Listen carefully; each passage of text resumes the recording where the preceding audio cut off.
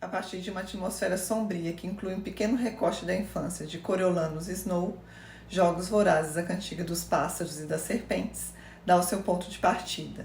É ali que nós somos apresentados a esse ainda menino que virá se tornar a figura tirânica que a gente conhece dos outros filmes. Mas em A Cantiga dos Pássaros e das Serpentes, pelo menos no princípio, não é assim que ele aparece.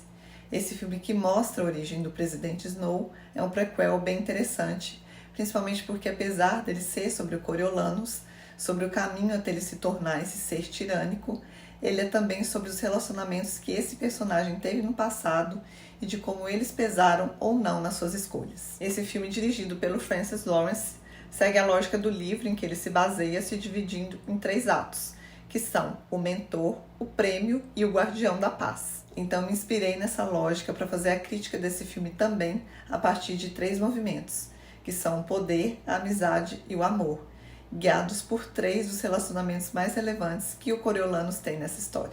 E embora eu faça essa divisão aqui para ficar mais didático, é claro que são relações e sentimentos que andam juntos durante a construção da narrativa. Eu começo então pelo poder, porque inclusive o filme parte do poder quando anuncia a morte do general Snow, que é o pai do Coriolanus, morto em uma armadilha montada por rebeldes no Distrito 12. E embora a narrativa dê um salto temporal, tudo nos leva a entender que o pai, e talvez mais ainda essa figura do general, se tornaram ao mesmo tempo uma inspiração e uma sombra para o Coriolanus ao longo dos anos. É inclusive aí que está o ódio muito bem demarcado no texto pela prima do Coriolanus, quando ela se lembra que o tio guardava o ódio nos olhos. Um sentimento e uma posição do general Snow que são convertidos no Coriolanus por meio de uma frieza que vai se revelando aos poucos durante o filme. Mas ainda que o pai do Coriolanus não esteja presente fisicamente, tem uma outra figura que de certa maneira vai ocupar um lugar que restitui o poder para esse personagem, que é a Doutora Volúmina. A Doutora Volúmina, interpretada pela Viola Davis, é uma cientista que se especializou em táticas de guerra, se tornando uma importante colaboradora dos Jogos Vorazes. Além disso, ela é responsável por gerenciar os mentores do 10º Jogos Vorazes. Dentre eles, temos o Coriolanus, que de alguma forma vai se destacar diante dos olhos da Volúmina, trazendo algumas sugestões que interessam a ela.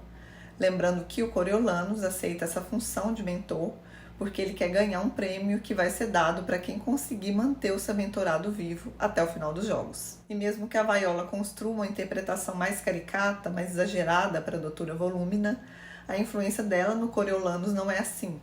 É uma influência sutil. É menos sobre aquilo que a gente vê claramente e mais sobre aquilo que fica nas sombras, sendo despertado a cada novo passo que esse personagem dá. E aí eu passo para um segundo movimento, que é o da amizade, e para outro personagem importante dessa história, que é o Sejanus. O Sejanus estuda no mesmo lugar que o Coriolanus e também vai ser mentor de um dos jovens que estão participando dos Jogos Vorazes. E apesar de não ficar muito claro se eles já eram próximos antes, os dois de alguma forma desenvolvem um laço muito pelas situações que eles precisam enfrentar nos jogos, mas é um laço que é sempre muito frágil, sendo também essa amizade que existe mais para o Sejanus, já que ele confia naquele que ele acredita ser o seu amigo, que vai mostrar muito sobre quem é o Coriolanus. Porque no final das contas não é sobre quem Coriolanus diz ser, mas sobre como ele age mostrando aquilo que ele não sabia que ele era. É uma amizade que tem um desfecho bem trágico, inclusive, e ainda assim pouco significativo para o Coriolanus, avaliando as proporções que a situação toma. E finalmente eu passo para um terceiro movimento, que é o amor, e uma terceira personagem, que eu acredito ser uma das mais importantes para a nossa percepção de quem é o Coriolanus, que é a Lucy Gray. A Lucy é interpretada pela Rachel Zegler, e acredito que ela é uma das melhores coisas do filme. A interpretação da Rachel já é excelente nos momentos em que o texto exige dela uma postura mais debochada e mais assertiva, mas fica ainda mais potente quando a narrativa se converte em uma espécie de musical, porque a voz que a Rachel empresta para Lucy Gray não é qualquer coisa, pelo contrário, é muita coisa. E colocar a arte, no caso a música, como instrumento potente na luta contra a opressão, também uma decisão interessante e que faz essa personagem brilhar ainda mais. A Lucy é uma moradora do Distrito 12 que foi sorteada para participar dos Jogos Vorazes na capital. O mentor dela é o Coriolanus, que fica bastante impressionado com a Lucy desde que ele a vê cantando na TV minutos antes dela embarcar para a capital. A Lucy é uma cantora e grande parte do que ela faz em cena, direta ou indiretamente, tem a ver com essa imposição da voz, que inclusive dá a ela um lugar diferenciado nos jogos. A relação da Lucy e do Coriolanus começa a partir do interesse dele em se beneficiar com a vitória dela para ganhar o prêmio que ele tanto deseja. Mas é um interesse que vai se transformando de alguma maneira à medida que os dois se aproximam, porque tem algo da Lucy que inspira o Coriolanus e que faz com que ele se encante por ela. Mas também tem sempre a marca do General Snow como algo incontornável para o Coriolanus. Então, por mais que ele tente seguir em uma outra direção, ele acaba sendo redirecionado por acontecimentos pontuais que vão tomando força e despertando nele esse desejo pelo poder. Atitude que o afasta cada vez mais desse Coriolanus Snow que se apaixona pela Lucy Gray. Nesse sentido, Jogos Vorazes, a Cantiga dos Pássaros e das Serpentes, explora bastante essa relação do humano como um ser paradoxal a partir dessa figura do Coriolanus. E é muito interessante como a narrativa constrói isso de uma maneira refinada por meio de elementos que fazem vacilar as nossas certezas quanto às intenções desse personagem, ainda que a gente saiba o final dessa história.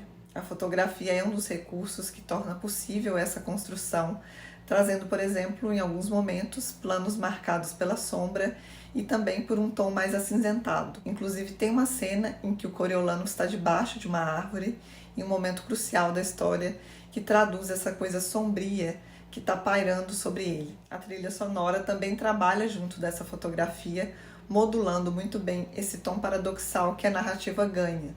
No terceiro ato do filme tem, por exemplo, um momento em que o Coriolanus e a Lucy estão em uma paisagem iluminada, desfrutando de um momento que deveria ser leve.